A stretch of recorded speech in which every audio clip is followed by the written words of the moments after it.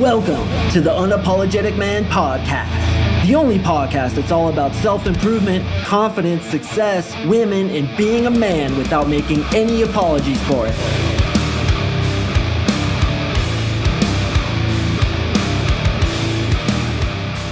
What is up, ya champions? Thank you for tuning in to another episode of the UMP. I really do appreciate you. And in this one, we are going to talk about 5 reasons why bad boys and jerks get chicks. Now, if you read that title and you got all butthurt, relax, bro. You have to understand that I'm always trying to use words in my titles that will be searchable. I had somebody email me the other day all butthurt because I think we said, I don't even think it was me. I think it was a review that I read, out like an abortion. Like the NLP programs that Mark gave removed files from my brain like an abortion, and they got all butthurt and emailed me. How bad does your life have to suck where you actually take time to email a podcast host about something they said and get all angry about it? And that's what we're going to talk about today. We're going to talk about frame control, being imperturbable, and why jerks emulate some qualities that attractive men have. And what we're going to do is we're going to steal all their secrets to make them ridiculously attractive to women and be cool to women, but at the same time, use what jerks do to get them attracted to us. So it's a really fine balance, but when you get that balance correct, you can treat a girl like gold, but still be, as I always say, not to be fucked with. Before we jump into the content, gentlemen, I have to read yet another testimonial. I have been laying off of these for the last few weeks, giving you a bit of a break. But listen, summer's coming, and I want to ask you, what are you honestly going to do to make yourself more attractive to women? Are you going to have yet another summer where you're settling for sea donkeys and canyon mules, 5s and 6s off the dating apps, waiting for chicks to choose you because you don't have the skill set and files in your head to be able to choose them by will? I don't know about you, man, but summer is one of the best times to get girls, to get out there and meet chicks that are of your standards. And it's a horrible time to be alone. It's a horrible time to have these failures where you're chosen rather than choosing the kind of girls that you want. I absolutely love summertime. It's my favorite season. I love coaching boys during the summer. There's so many events. There's so many different ways we can leverage our skill set to get girls into the top of our pipeline. And more importantly, it's a great time to fix the bullshit inside your head. So here's a testimonial from my boy Tom. Tom, what is up? Much love to you, brother. And here's what he posted in the Brotherhood Facebook group, a community of 500 plus veterans of my coaching program, all of whom are assassins with women, helping each other to get to the next level, answering each other's questions, and coming together as a community. What I really enjoy is when guys meet each other and they go hang out with each other, which happens all the time. It's that brotherhood, and you always need a team to get to the highest level possible. So here's what Tom says. Brothers, this is my first post. I've graduated the program a while back, and I want to share something with you. When I started the program, Mark saw something in me that I did not see in myself at the time. Before this program, my confidence level in myself was nowhere near where it is today. Not only to women, but also my low self-value as well. Doing NLP and practicing CoachMarkSing's lessons has been transformative. With practice, it really flows into your subconscious mind. Even after the 3 months, I always keep coming back to the lessons to retain everything to a T. This program has transformed my life on a level that I never thought was possible. This journey is not only about dating women, but it's also about improving your lifestyle. My past problems with women are a thing of the past, and now I am the selector at all times, and I ask myself, what is next? Then he goes on to talk about how he signed up for a half marathon to where he would have quit before, but with his new mentality, with updated files in his head that tell him he can do it, he is enough, he is a fucking champion, he is attractive, and he is strong enough to be able to persevere through that which his previous cowardly self, which by the way, it was just an illusion, would have had him thinking he couldn't persevere through. He was able to complete the half marathon where he said he was basically watching TV on the couch and couldn't run to the mailbox. That's pretty gangster shit, man. So Tom, I really do appreciate you. And gentlemen, once again, if you want to kick off your summer the right way, if you want to get the hottest of the hot, brother, you have to make a big move. You have to update the files in your head. You have to get the skill set to be able to know what to talk about with these girls, know how to yank numbers, know what to text them, know what to do on the first date, how to physically escalate, all of which I cover in my 3-month coaching program. Let's take you through this program during summertime where we're going to get tons and tons of girls into your life. I teach tons of ideas for how to fill the top of your pipeline with honestly more girls than you can handle. How does that sound to you? Or do you want to just have the summer you had last summer, which, let's be honest, if you're listening to this, probably was not as good as you wanted it to be. So I'm open to you, want to meet you, sign up on my website, CoachMarkSing.com, fill in the quick application, and we will discuss if this program is a good fit for you. All right, let's jump into the content. So 5 reasons why bad boys and jerks get chicks. Obviously, gentlemen, if you've listened to my content for any amount of time, what do you think the biggest reason is? The biggest reason that assholes and jerks get girls is because they seemingly have a strong frame. Now, frame control is discussed throughout the anthology of my podcast. I'd strongly suggest you search frame control and Mark Sing to listen to any and all episodes I've done on it. But frame basically means believing in yourself, believing in your reality, and leading the woman to where she wants to be led. The powerful thing about assholes and jerks is it seems like they truly believe in who they are. They believe in their version of reality, and they don't adjust themselves to adapt to anybody else because they are who they are. And oftentimes this comes from insecurity, especially if you're an asshole or a jerk. There's negativity strewn throughout all your interactions because you are a jerk. So that fundamentally comes from an insecure place. But what they emulate and what women often fall into the trap of is not giving a shit. They have their boundaries. They are not going to change their opinion to match a woman's. And yes, as I always say, they are not to be fucked with. I've met a lot of assholes through my 2+ decades of being in this niche, and many times they're some of the most insecure, unhappy people you'll ever meet. Honestly, if you're negative, if you're an asshole, if you're screwing people over, if, like me, you're trying to turn your life into a complete ass parade where you're getting as many girls as possible and then just dropping them, there's a fundamental issue there. And I will admit to you, gentlemen, that I too was kind of a jerk in my past. I wasn't necessarily an asshole like insulting people and things like that, but I did use girls, and consequently I got a really bad reputation in Arizona.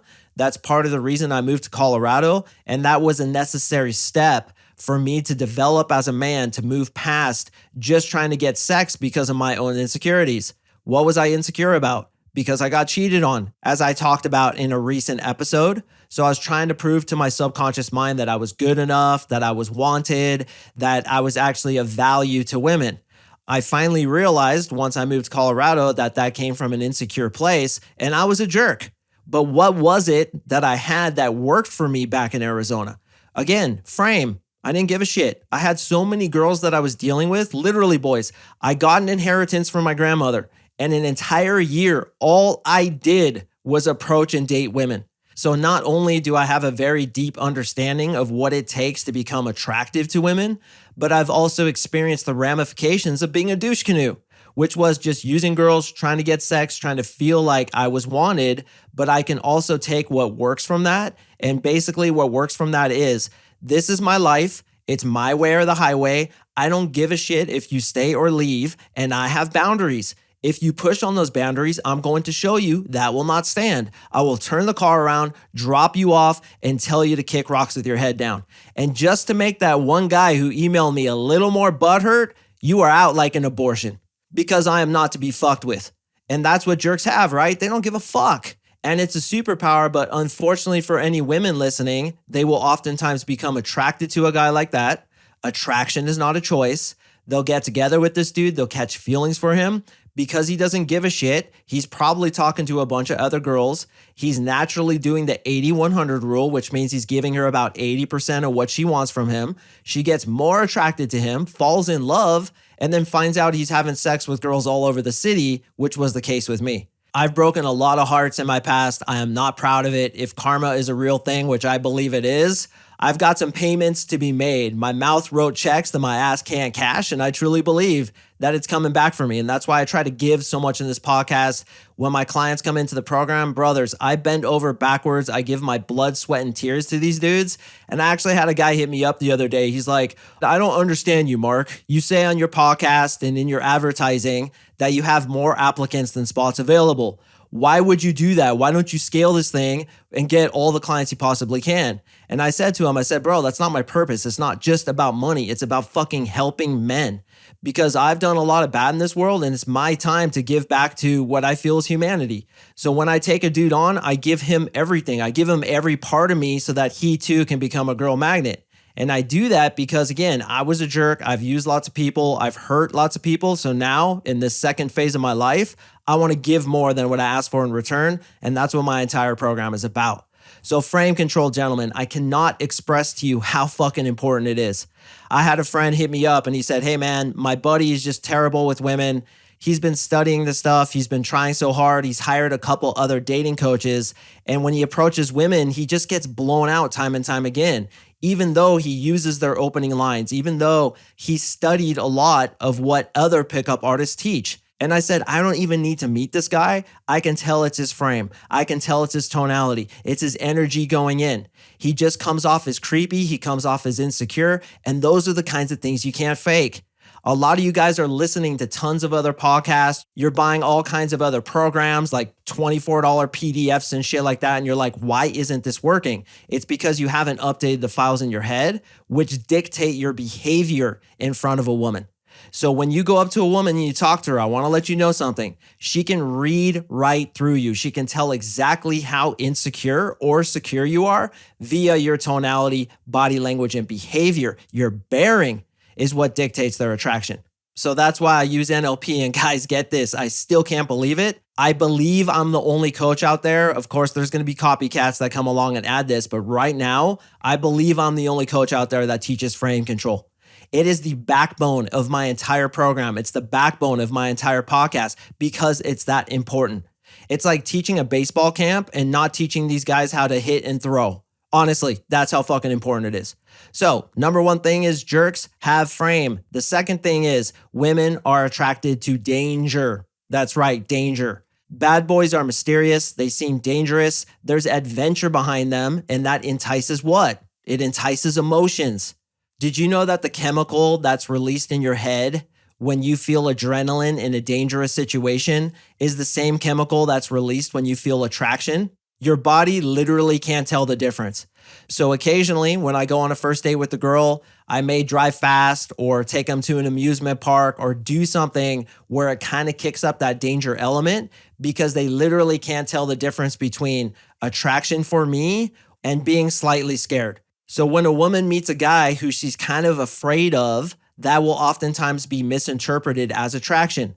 So you have a bad boy and jerk, right? He's in the nightclub. He doesn't give a shit. He's outwardly very confident. But of course, as we discussed, anybody who's truly confident wouldn't have negativity in his life. And since we're talking about jerks, obviously that person is very negative. But the bad boy element, like the guy who has the motorcycle or the guy who has a dangerous job, or even sometimes the guy who kind of has a bad reputation. When I was in Arizona, I had that bad reputation, but girls would still get attracted to me, but you could tell they were fighting against their conscious mind as to whether or not to hook up with me. So what did I do? I was like, no, you shouldn't hook up with me. I'm a bad boy. I have a bad reputation. You say it yourself. So anyway, let's just be friends. And then what would happen? They would get so attracted to me, they would end up sleeping with me. So even when you've trashed your reputation in a weird way, that can actually work better for you. You, of course, attract women who themselves are dumpster fires, so it's not always the most positive thing, but one reason why bad boys are so attractive is because that element of danger. So what I suggest you guys do is have that element of danger in your life, in your communications, which also plays into number 3, which is being a mystery. So oftentimes where she's like, what do you do for fun? I may be like, oh, you don't want to know. When she asks me lots of personal questions, I hold some stuff back to keep the mystery about myself because what does that communicate? That communicates that, oh, he's not answering this question because he may feel that it's too dangerous in my eyes or it's societally unacceptable in my eyes. That's why guys with tattoos and piercings and certain styles are attractive to women. If you have hand and arm tattoos, and let's say, and I'm not saying this is necessary, I'm just making an example, you're wearing a Rolex on top of them, that subcommunicates that even being a mysterious bad boy, you're still able to be successful. Only rock stars and actors and certain guys who are outliers in society are able to have that kind of style, which is why it's attractive to women. Did you guys know that they actually have a dating site for dudes in prison? I don't remember exactly what the website is, but women are attracted to dudes who are bad boys, to dudes who break the rules. What does it mean when you break the rules? It means that you have a sense of your own justice inside your head, which communicates, again, a strong frame, a strong sense of reality, a strong sense of I am. I am this person, I rebel against authority, and in a lot of ways that communicates survivability because it's the leader who rebels against other people's authority. It's the leader who rebels against those rules that society has placed upon him. Now, again, for any women listening, of course, I don't suggest that you go for guys in prison, although I will say, and I've said this before, I've worked with dudes who have come out of prison who want to change their lives, but it's what's communicated by being a bad boy, a rule breaker, that is so sexy to women because it communicates good survivability. Although in today's society, obviously being a criminal doesn't communicate good survivability, but we have to think back to tribal times, which is how our brains are wired. Women's attraction for you is wired in a way that goes back to the tribe. And if you remember that and you think deeply on it, you'll find ways to become more attractive. Being mysterious. If you're the leader of the tribe, are you going to tell everybody all your issues? Are you going to tell everybody everything you're thinking? No, you're going to keep some shit to yourself. And are you going to doubt yourself? Are you going to try to kiss her ass? Are you going to want to spend more time with a woman, for example, than you would if you were just a beta cuck in the tribe? No, you got a fucking tribe to lead. So bad boys and jerks will often communicate on a subconscious level those attractive traits. Being a leader, having a strong frame, not being afraid of danger, right? The warrior in the Indian tribe who rides off on his horse, that's danger right there, and that's attractive. I mean, you can just imagine homeboy riding off to battle in the Sioux Indian tribe and there's a squaw standing there watching him. She's literally getting wet as he rides off because he's not afraid of danger. He's got courage. He's got bravery. He can take care of her, and he's mysterious. She doesn't really know a lot about him. If he takes her into his tent, it might be a little dangerous, but that's exciting, right? That elicits those emotions that get women attracted, which goes to my fourth point. They're unapologetic. And that's exactly why I named this podcast the Unapologetic Man Podcast, because we will not apologize to you if your feelings are hurt. Like that dude who got butthurt when I read that testimonial that said out like an abortion. He's all butthurt and he's sensitive and he's reactive and he actually emails me. How pathetic, man. He actually emails me telling me about it. That dude has a weak sense of reality. Here's something I really want you to take on board. And I know we're getting into 20 minutes. Some of your attention might be fading, but listen to this. If you get offended by anything that anybody else does, that tells me that you have a weak sense of reality because you can't handle the fact that somebody else has a differing opinion than yours because your opinion of yourself is so weak and fundamentally insecure. So anytime I see somebody get offended by something that somebody else does, I know immediately that not only do they have a weak sense of reality, I know immediately they're horrible with women. So guys who have a strong sense of reality, jerks and bad boys included, they're not going to apologize to you about what they are. If you tell them their leather jacket looks stupid, they'll literally laugh at you like you're a 6-year-old little girl that insulted them and they look down on you with their eyes only and just smile and then look away. They're not apologizing to you for who they are and what they do. And that's extremely attractive. As I mentioned previously, I have more applicants than spots available. And part of the reason that is because real recognizes real. Every single guy who applies to my program, I honestly think that he's a girl magnet waiting to happen because he recognizes real in me. Real recognizes real. And what is it that he's recognizing? That I'm apologetic. I'm not going to apologize to you for what I believe, the kind of content I put out, the fact that I expect for you to reply to my emails within 24 hours. And if you don't, your ass is going to get dropped. I am who I am. I do what I do, and I'm not fucking making any apologies for it. And that's exactly what bad boys and jerks do. And it is necessary that we emulate that. And number 5, boys, and I want you to stick around after number 5 because I'm going to talk about how we emulate that, but still treating a woman like gold. Number 5 is they will drop your ass at the flip of a switch. Every time I date a girl, she can sense subconsciously that I don't need her. I want her, but I don't need her. And if she fucks up, if she does something super unattractive or disrespects me or pushes my boundaries in a way that I don't appreciate, I'll drop her ass like a bad habit. Why? Because I have an abundance mindset.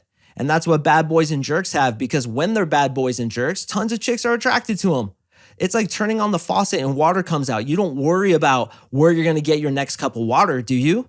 Do you worry about where you're going to get your next breath of air? Probably not. But if you're listening to this podcast, and by the way, I have massive respect for you for listening, especially this far in, you probably have a slightly scarcity mindset when it comes to women.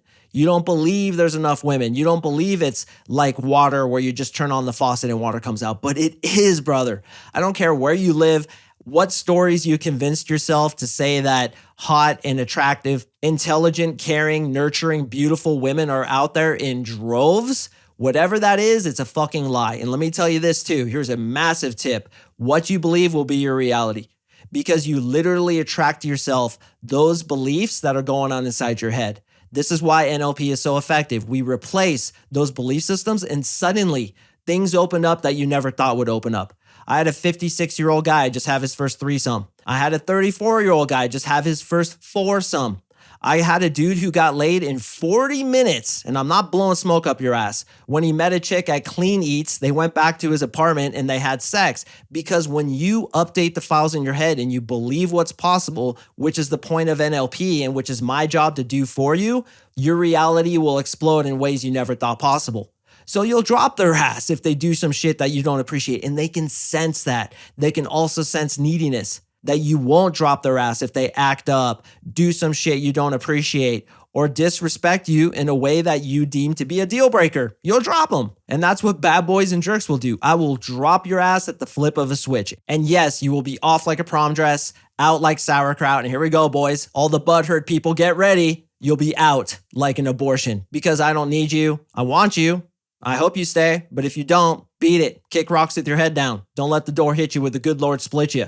Take a long walk off a short pear, you fucking sea donkey. That's the philosophy they have. So gentlemen, I want to review them and then I want to go over how we can emulate this and still be a good fucking dude, which I know you guys want to be. Number 1, frame. Number 2, danger. Number 3, mystery. Number 4, unapologetic. And number 5, they will drop your ass like a bad habit.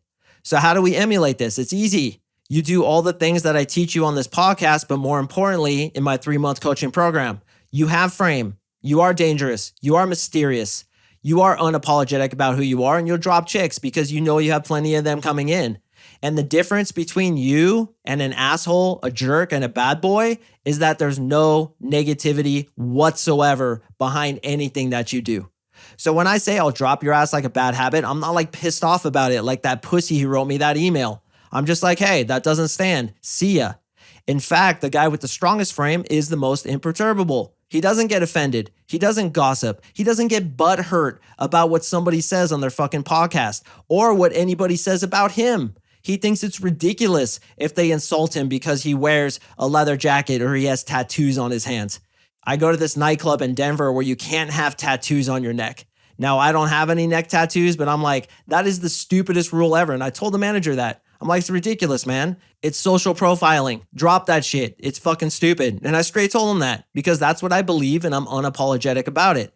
So guys, you can treat women like gold. The problem is when you're too needy, giving them more than 80% of what they want from you, handing them the frame, showing them your boundaries can be crossed, doing them favors, complimenting them too much, blowing smoke up their ass, wanting to hang out with them way more than they want to hang out with you, answering every single question they ask you. Let me ask you this. When a girl is drilling you on the first date with questions, how do you avoid it if you don't want to talk about it? You just say this, bro. Hey, I don't want to talk about this right now, but definitely in the future, if we become closer, we can talk about those kinds of details in my life. Anyway, have you ever heard of XYZ? And you switch the subject. That's what a jerk would do, but we're doing it in a cool way, not being an asshole about it. We're not like, hey, Sarah, you really are intrusive with your questions. Does that work for you in the past? Anyway, and you blow past it with negativity. I might say something like that, but I don't do it in a negative way. And that's the difference. There's zero negativity behind it. We are unreactive and we are unapologetic. So you are who you are. And if you don't like it, kick rocks with your head down. That's the philosophy. Guys, to finish this off, I really want to stress this because this is the number one misunderstanding about frame control. Negativity. Somebody takes a stab at you and you take a stab back at them. It has to be playful with a smile on your face, just fucking around, imperturbable. Think about that dude who's the most masculine guy you know. Does he get butthurt and cry and yell at people and get road rage and send people emails about something they said on their podcast? Of course not. He's lighthearted, he smiles a lot, and he kind of throws it back at you with a light heart. And if he does something that you don't approve of, brother, he doesn't care. He just doesn't fucking care. And there's something so gangster about that, right? You're just like, dude, this guy's a fucking champion. That's the dude I want you to be. And that's how to steal the secrets of bad boys and jerks. No negativity, but at the same time, you have all those principles in place of having a strong frame, being kind of dangerous, being mysterious, being unapologetic about who you are, and dropping their ass like a bad habit if they push your boundaries too far. It's very simple. Be that leader of the Indian tribe. How does he behave? And I guarantee you all the squaws will want to get into your tent. You're going to have to invent some leather condoms so you don't get too many children added to the tribe. And even when you do get a bad reputation like I did in Arizona, it will occasionally work to your benefit. Wrap your mind around that one. Maybe I should do a podcast about that in the future. So gentlemen, I do appreciate you listening. I can't thank you enough. And I want to tell you again, summer's coming, brother. Let's fucking get this fixed. How would it feel to get to the end of your life and be on your deathbed and be like, man, the girls that I got just were not up to snuff. And then I married her, that girl, and what could have been. You get one chance. And we don't know if it ends in blackness or maybe we reincarnate and get another shot, but it might end in blackness. You know, we don't know. So what are you going to do with this life? Are you going to take this one chance, these cards you were dealt, and make the meanest hand possible? Or are you going to just buy these $24 PDFs and listen to podcasts and get the same results over and over again? I have NLP that will update the files in your fucking head. And you too can become like all my clients who by week 7 and 8, they're like, holy fucking shit, I cannot believe what's happening in my life. And I'm like, yeah, man. And it just gets better. It gets better and better and better. Having foursomes, getting blowjobs in bathrooms if you want, having sex with girls in the back of your car, or like my boy Todd, yanking a girl out of Clean Eats and having sex with her 40 minutes later after he was married for decades and hadn't had sex with a different girl for fucking decades. And this happened to this dude. No, I'm not blowing smoke up your ass either. I don't need to. I have more applicants than spots available. But if you want to become one of my clients, here's what I ask for. I just ask that you're 10 out of 10 committed to get better with chicks. Not necessarily to work with me, just to get better with girls. And I ask that you reply to my emails within 24 hours. If you come to me in a sincere way with those two things fulfilled, you and I will work together and I will make you a girl magnet, as I do with every single client that comes through my program. Gentlemen, I do appreciate you listening. I drop podcasts on Mondays and Thursdays, and I will see you in the next episode.